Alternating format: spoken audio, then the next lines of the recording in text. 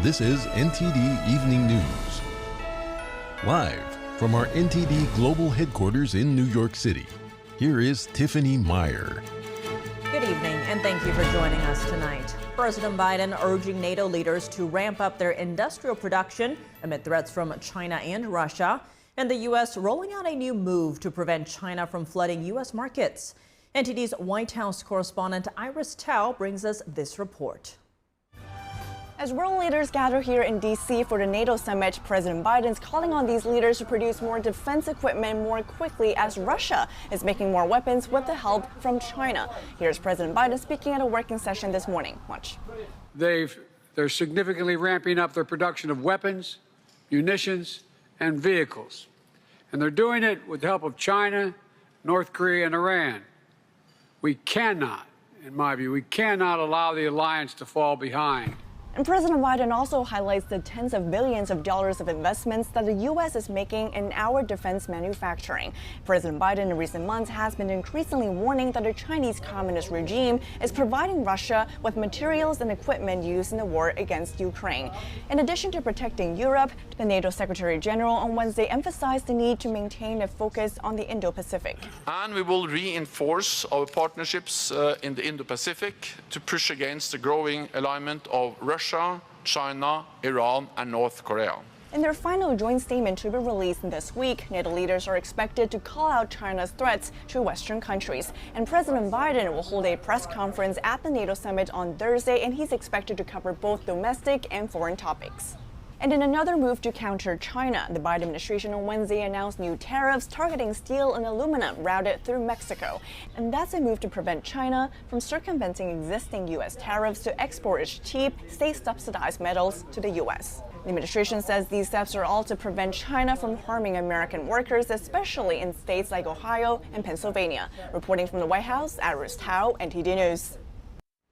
The first batch of American-built F-16 fighter jets is on its way to Ukraine to help counter the Russian onslaught. Secretary of State Antony Blinken made the announcement today during the NATO summit. As we speak, the transfer of F-16 jets is underway, coming from Denmark, coming from the Netherlands, and those jets will be flying in the skies of Ukraine this summer to make sure that Ukraine can continue to effectively defend itself against the Russian aggression. Ukraine has long been asking for the F-16 jets to upgrade its air force. The nation's first group of fighter pilots received training earlier this year. In a post on X, Ukrainian President Volodymyr Zelensky said the latest weapons transfer is a, quote, clear signal that Russia's ability to terrorize Ukrainian people, cities, and communities will continue to reduce. NATO members have already sent out several strategic air defense systems to help the war-torn nation, and more aid is expected to be announced during this week's summit. That says congressional leadership from both parties met with Zelensky and NATO leaders. NTD's Washington correspondent Luis Martinez has the details of the high-profile meetings happening on the sidelines of the NATO summit. A group of bipartisan senators led by Senate Majority Leader Chuck Schumer and Senate Minority Leader Mitch McConnell met with NATO leaders this Wednesday morning on the sidelines of the NATO summit. Also this Wednesday morning, Secretary General of NATO Jens Stoltenberg praised the bipartisan nature of U.S. congressional supports towards NATO. And in the U.S. Congress, there is strong bipartisan support for NATO.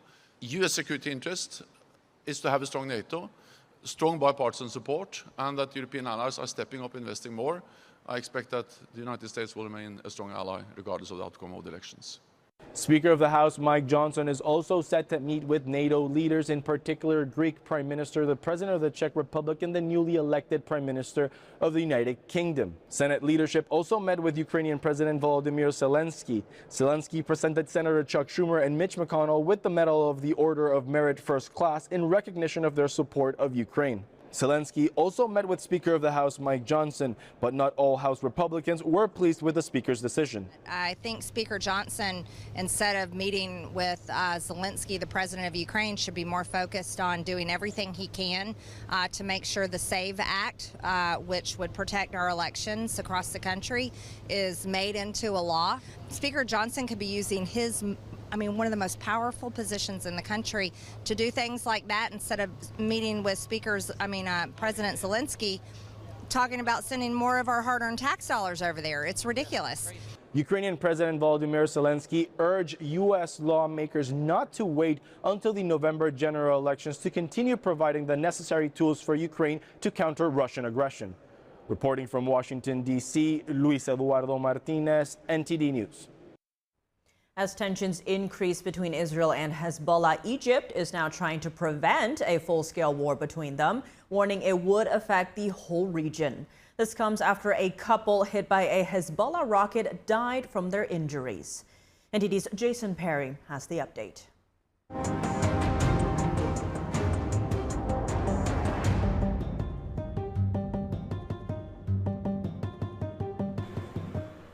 On Wednesday, family members in Israel attended a funeral for a couple who was killed by a Hezbollah rocket fired from Lebanon. To think that this beautiful couple just drives out of their home to buy a present for a kid and just loses their life just like that from a missile that comes from Lebanon. It's just a nightmare that we just hope to wake up from. And Israel's neighbor, Egypt, is now taking steps to try to stop the fighting between Israel and Hezbollah terrorists in Lebanon. We are intensifying our communications with our brothers, with various Lebanese parties. There are talks with the Jordanian kingdom, with our brothers in Arab countries, with effective international parties to avoid this grave scenario. And he added that Egypt is also in talks with Israelis, as the two countries have been meeting in Qatar to discuss a possible ceasefire in the Gaza Strip. The leader of Hezbollah also chimed in on Wednesday, saying that if a ceasefire is reached in the Gaza Strip, then Hezbollah will stop their attacks. Meanwhile, in the southern Gaza Strip, an Israeli airstrike reportedly killed at least 29 people, according to the Hamas-run health ministry. The Israeli military said they used precise munition to strike a Hamas terrorist who participated in the October 7th attacks, and they are investigating possible civilian casualties. I thought my uncles were here, but thank God they were not. They were watching a football match.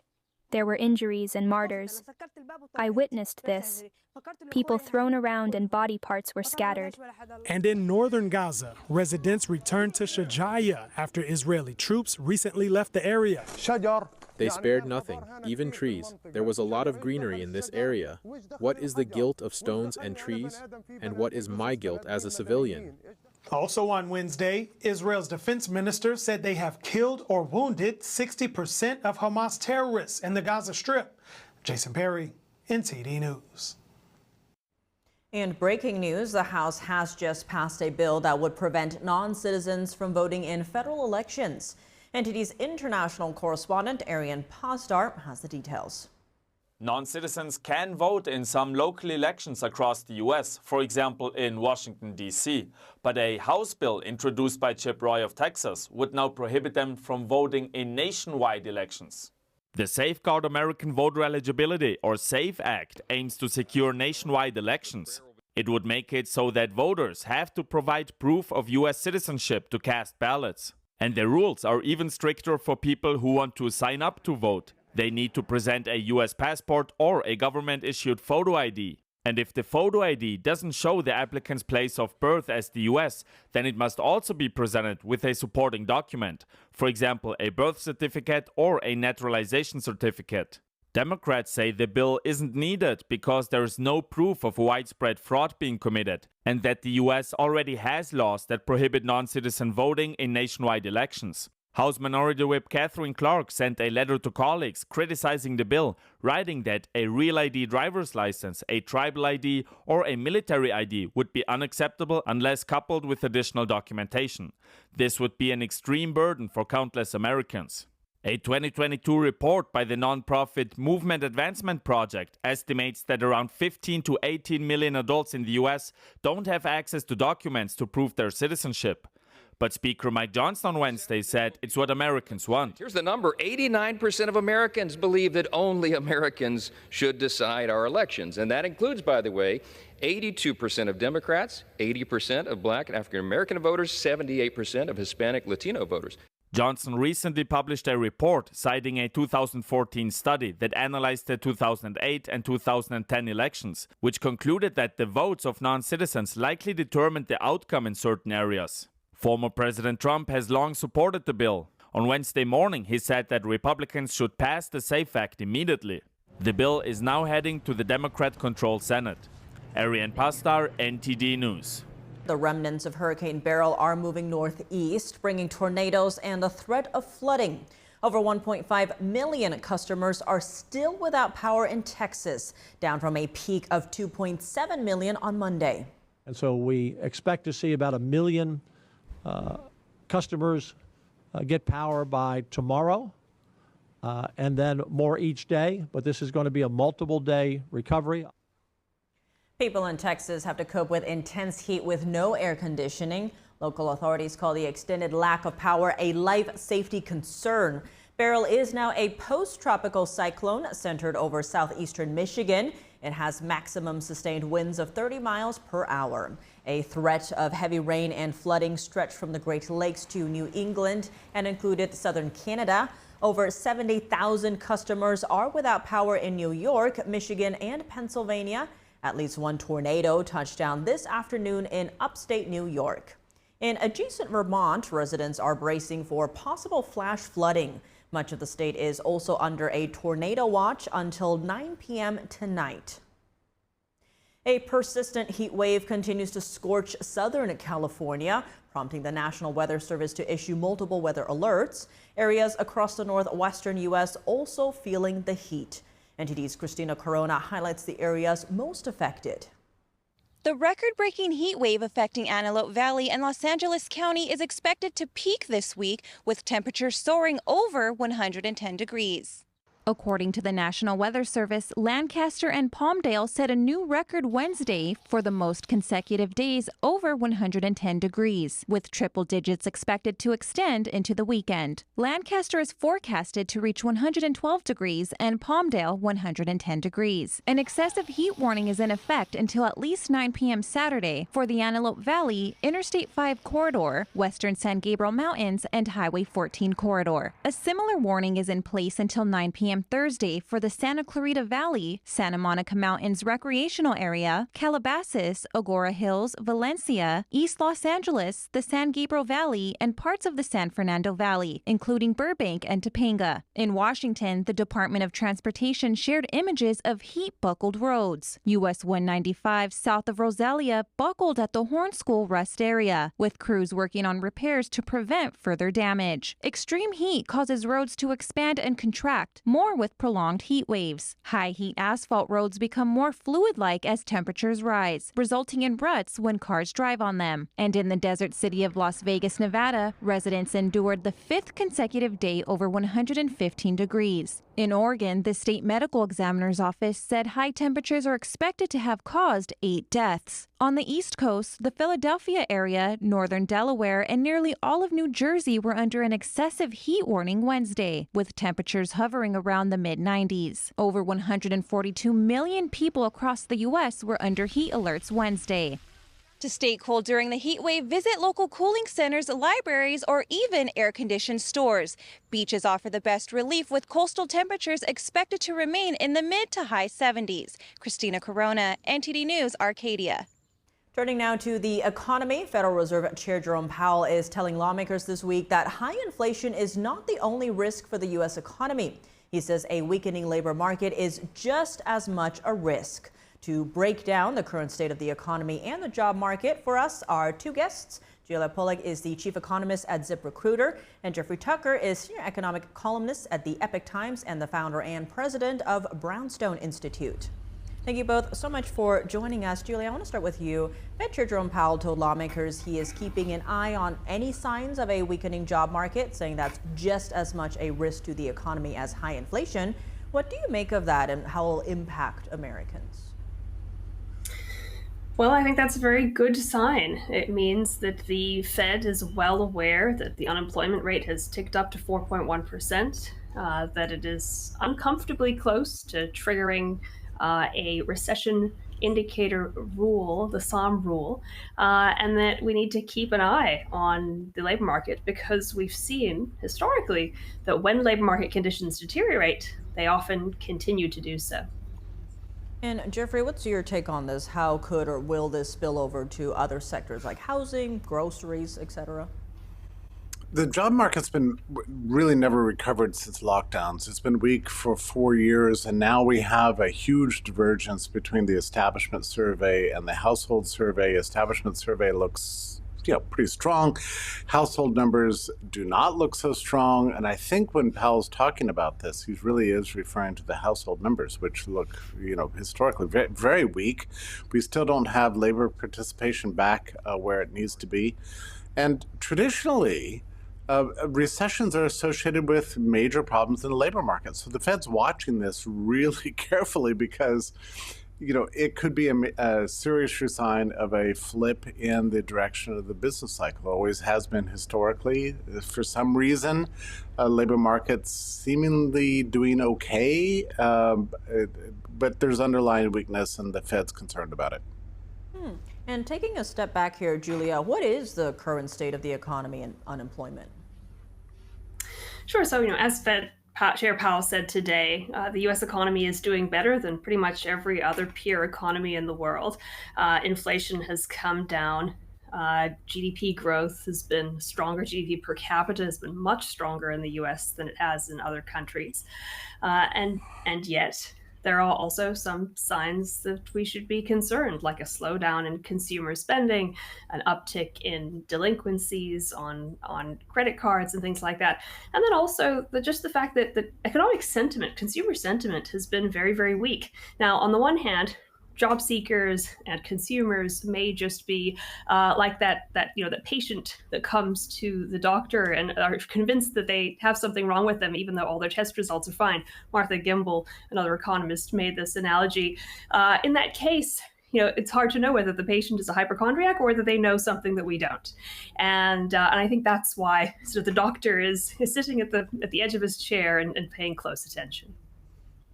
On that note, Jeffrey, this comes as employment ticked up in June, but most job gains were in government and healthcare. Many point to that as a sign of the economy doing well. First, what does the report tell us here? Well, it says exactly what it is, which is that the sectors that are absorbing new jobs are largely public sector and healthcare jobs. And full-time jobs are not healthy. We've been losing full-time jobs while gaining multiple job holders. So that is not a sign of strength. And as for GDP, real GDP, you have to have accurate inflation numbers. These inflation numbers, I think at some point I'm deeply skeptical of them. When you see fast food prices up over 4 years by 35-40%, housing up 46%, new cars at 35%. None of that is being reflected in the CPI numbers. So once you adjust the GDP by those, I think, better real world prices, it doesn't look nearly as strong as it seems to. This is why I give a little more credibility to the consumer sentiment surveys than others do. On that note, Jeffrey, how does this data contrast with what average Americans may be experiencing? Well, so average Americans are now, I mean, I don't have to tell anybody, what's going on with the prices when you get out there and do your shopping. You know that 20% over 3 years is not really what you're experiencing. But once you break down the CPI data, you see there's so many things excluded. Interest, for one thing.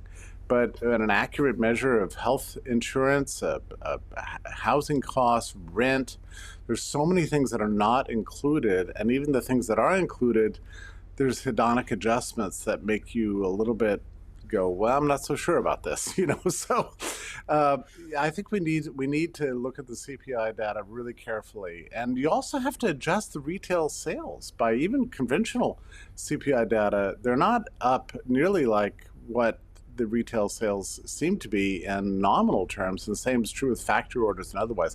I guess my point is that there's a lot of weakness out there and has been for some years, and I don't think it's getting better. It seems to me to be getting worse. Powell is very aware of this, and he's looking for good reasons to cite to move into the fall with a rate cut. Julia, the election is just 4 months away, and the economy and inflation remain top of mind for voters. A new poll from USA Today, Suffolk University, 35% said that was their top issue. In which areas are Americans feeling the squeeze the most when it comes to the economy and inflation? So housing affordability is probably the number one issue that is plaguing Americans. Young families can't possibly figure out how to afford a home. People who could have afforded a home 4 or 5 years ago are now facing mortgage payments that would be twice as high for exactly the same home.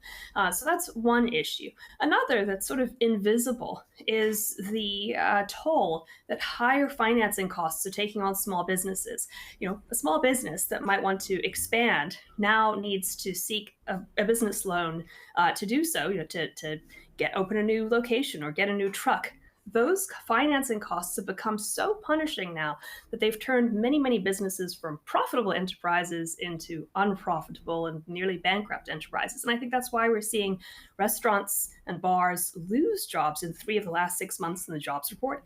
It's why we're seeing so many headlines about abrupt restaurant closures, for example. So there are lots of small businesses and families that are really struggling with higher credit costs. Jeffrey, the Biden administration is taking steps to close a trade loophole, announcing tariffs on Chinese metal that comes in through Mexico, those used to enter duty-free. Now, this is after the recent announcements of 100% tariffs on Chinese electric vehicles, but that doesn't include the ones made in Mexico by Chinese brands. But given that, will moves like these be enough to change the economic situation before the election to swing in Democrats' favor? No, I seriously doubt that these kind of tariff measures are going to be comprehensive enough to do anything in terms of the macroeconomic environment. Like I said, we've got some serious underlying weakness. Our other guest here is exactly right about high financing costs for business expansion. I think that's an excellent point. Again, something that's not included in CPI data. I'm pretty sure that the data is going to come out tomorrow morning early and then the PPI the next day. I don't think either of them are going to reflect anything like the cost that most Americans are experiencing. And you speak about credit card debt. I mean, we are looking at interest on revolving accounts on credit card that between 20 and 23% right now. You would expect that credit card debt would be falling in light of that, but instead it's going up. So yes, of course, delinquency is increasing. There's nothing that tariffs can do to fix the underlying decay in household finance that we're seeing today. Now, Julia, the Republican National Committee is looking to revoke China's most favored nation status, aiming for fairer trade. The move is part of the party's 2024 draft platform. How would this impact American workers if this does go through? So there'll be winners and losers, and that's how tariffs and these kinds of measures usually work. Remember, there are many U.S. businesses that get the majority of their inputs and supplies from China, and so when the costs of those inputs rise, their businesses hurt here. So it's not just a case of Chinese businesses hurting U.S. competitors. They also often help many U.S. businesses. So it's a very complicated issue. It's it's one that I think causes constant headaches for policymakers because there is no simple solution. And Jeffrey, really quickly, what would be your take on this? Well, I know that both parties seem to agree that we need more division between the U.S. and China, more separation economically. This dates back, over 30 years of more integration. Now we're going to see more separation, and that is going to be disruptive, I think, for both these major powers and how it fleshes out. I can't believe it's going to be good for American consumers or for American businesses, but policymakers have their own priorities, and we have to defer to them. But I do like to believe that American industry is resilient enough to handle an intensification of this trade conflict. Julia Pollack, Jeffrey Tucker, thank you both so much for joining us. Pleasure. Thank you. Navy leaders in charge of Mexico's largest shipping port say they are seeing an increase in unregulated dual-use chemicals. The same chemicals that are used in food and medicine production can also be used in producing meth and fentanyl. The naval officers say the majority of these chemicals are coming from communist China. Mexican naval officers say close to 60% of the shipping containers that enter the country each day come to the Manzanillo port.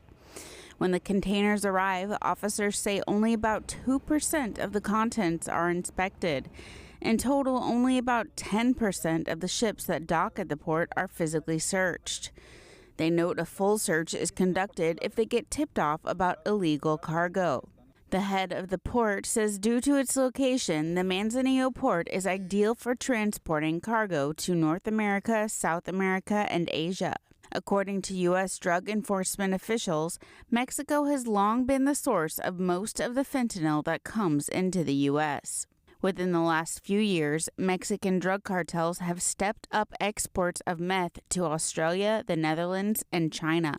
For the first time, Mexico is listed as one of the world's top producers of meth. That's according to the UN's Office of Drugs and Crime report for June. The port commander is raising concerns about the increase of the dual-use chemicals. He says international cooperation is needed to help regulate the transport of these chemicals. A retired lieutenant colonel looks back on his first days as a surgeon in the Vietnam War. Alan Davies says he had no idea what he was going to encounter. Vital Signs' Brendan Fallon spoke with the veteran about his courageous and perilous journey to save both soldiers and civilians alike while under enemy fire. Why did he put himself into harm's way for the sake of others? And how did he overcome the trauma of the violence? Take a look. The time you arrived in Vietnam, what was the first thing you encountered? I proceeded to OR 3 of the hospital, which was pretty dungy, grungy-looking buildings. After my changing into my scrubs, I went into the OR, and there were two surgeons there frantically trying to stop the bleeding from the chest of a young Vietnamese girl. I was able to get the chest open and get control of the root of the lung and stop the bleeding with several clamps. And then was able to remove the part of the lung that was injured. We were able to transfuse the young lady, and the operation was very successful. So I had exquisite training before I got there, and this helped me tremendously. And also my upbringing was one of patriotism during the Second World War. I was a young boy. I ran around with my little wooden gun shooting Germans and Japs, and all I wanted to do was defend my country. And there were many factors that prepared me. I had a real purpose of being there, and I knew what I was supposed to be doing, and it was payback to all the guys that went before me. I'm paying back somebody for giving me my freedom and allowing me to do this. That approach really protected me from being devastated by the mayhem around me. There were about 4 quad 50s in my eyesight that were firing, also artillery and mortars going off. We were taking some incoming at the time, and the war was really going on, but we had 40 guys that needed to be taken care of. And when you get tired and worn out, I would go for a run and make myself feel better. But that was my tranquilizer. And that's what I did in Vietnam. A truly heroic and inspiring story. You can watch the full episode of Vital Signs with Brendan Fallon on Epoch TV. Now for your sports news, we're joined by NTD's Dave Martin. Dave, plenty to discuss, but let's start in baseball, where Tampa Bay shortstop Franco has been charged with sexual abuse in the Dominican Republic. How would you say this could alter his pro future? You know, I think you could say his career is in doubt, and that's whether he's found guilty or innocent. Now, he's already been placed on baseball's administrative leave for almost a year, which is basically suspension. And then even after his criminal case is resolved, which we don't know how long that'll take, Major League Baseball will conduct their own investigation and go from there. Now, as I alluded, he'd been under investigation for allegedly having had sexual relations with a 14-year-old girl. And he's also been charged with sexual exploitation as well. Now, I think it's at least worth mentioning the mother of the girl was charged with human trafficking. Now, certainly looking at this from a purely PR perspective, these are very serious charges that have been out there for the public to see. Independent of whatever the courts decide, damage has already been done that any sports leagues would want to distance themselves from. So it's really a sad case all around. Moving to NBA news, reigning NCAA Player of the Year Zach Edey is now the betting favorite to win Rookie of the Year after a solid summer league showing. What was about his game that gave teams doubt in drafting him? You know, probably his range as a shooter and as a defender, really. You know, he was picked 9th in the draft despite being the best player in the NCAA the last 2 years. But the thing about him, he's 7'4", he weighs 280 pounds, and he dominated down low in the big game, but he didn't really operate outside. You know, he didn't really need to. Now, if he played 30, 40 years ago, he would have been hands down top pick in the NBA draft. But back then, the NBA was different. It was really ruled by big men who likewise didn't venture outside the paint. But now with the rise of the three-point shot, some of those big centers who are somewhat slow have really been exploited. You really have to dominate the lane if you don't venture much outside of it. Now, Edey, though, he really improved every year in college basketball. And if there's one comparable player in the NBA that I think it could kind of be like, it would be Milwaukee center Brook Lopez. Now, Lopez is almost as big as Edey, but he developed into a three-point shooter as well. It's really extended his career. So I think if he did that, Memphis would be definitely thrilled with this pick. Elsewhere in the league, six-time All-Star Kawhi Leonard is no longer going to be on Team USA Olympic roster, according to a statement they released today. What was the reason given? You know, they weren't really clear with that, but Leonard missed 12 of the final 14 games this season with knee inflammation. Now, the statement said that USA Basketball and the Clippers determined that it was in his best interest to spend the remainder of the summer preparing for the upcoming season instead of playing in the Olympics. Now, keep in mind, Clippers coach Ty Lue is actually on the Team USA coaching staff, so maybe they wanted to make sure he was, healthy for the regular season. Now, NBA teams actually do not have the authority to intervene. It's usually a mutual decision between the two. In any case, he'll be replaced by Boston guard Derek White. Now, I really like this selection. I mean, White does everything well, especially playing tough defense. Now, Team USA, they've got 5 more games until the Olympics start, including tonight against Canada. The Olympics actually start on July 28th for them, where they play Nikola Jokic and Serbia to start off. Moving to Wimbledon news, Novak Djokovic has advanced to his record-tying 13 semifinals appearance via walkover today. Has this historically been his best major? You know, it's very close, but it really isn't. You know, if he wins this tournament, that'll tie him with Roger Federer for 8 Wimbledon titles, the most all time. But his tournament has been the Australian Open. He's won that a record 10 times. Now, when you've won more majors than anyone else, you're bound to have several favorites. But it's incredible, though, that he could be the record holder at 2 of the 4 majors. Now, for this upcoming match, it's looking really good for him because he gets to play it on 3 days rest because of the injury to Alex Demore, who couldn't play him in the quarters. Meanwhile, his opponent, Lorenzo Musetti, just won an incredible 5-set match over Taylor Fritz. And Djokovic has beaten him 5 times in his 6 career matches. So it's looking good anyway for Djokovic to get to the finals, I would say. Well, Dave, as always, thanks for joining us. Well, thank you, Tiff. French authorities are doubling efforts against fake merchandise and knockoff luxury brands. That's as Paris prepares to host the Olympics this summer. Alongside the athletes and sports fans, Paris 2024 is also attracting the usual wave of unofficial and counterfeit merchandise. According to the International Olympic Committee, the most faked products are clothing and items featuring the mascot. Paris 2024 organisers and the IOC have both joined French brand protection group Unifab, which has had some success, according to its head, Delphine Savarti-Sobrera. We've been working a lot ahead of the Olympic Games. There were a lot of operations carried out, with training over almost 18 months for operational agents, the police, customs, the gendarmerie, fraud prevention.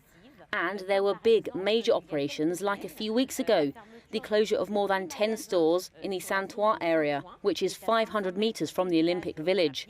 Thousands of fake products were seized to really clean up this area where there were a lot of counterfeits in circulation. In total, 63,000 items of clothing, shoes and leather goods were confiscated and destroyed, and 10 people arrested in that one raid. And the problem is not just Olympic fakes. Visitors to France often seek out luxury goods from brands like Louis Vuitton and Chanel. Those who cannot afford the real thing are possibly tempted by cheaper fakes. In recent years, the authorities have dialed up their efforts to stem the flow of counterfeit goods.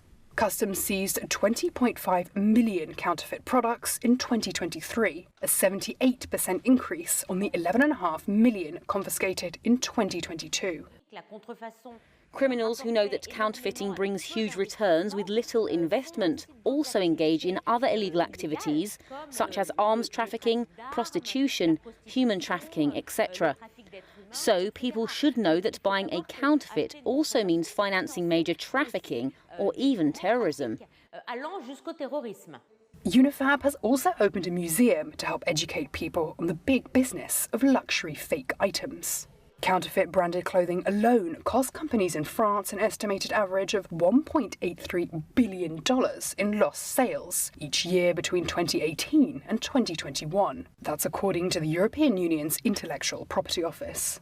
The crackdown has drawn some criticism, though, with accusations that informal market sellers of legal second-hand goods have been caught up in the operation against counterfeiters and petty crime in the Paris suburbs. Police did not respond to a request for comment.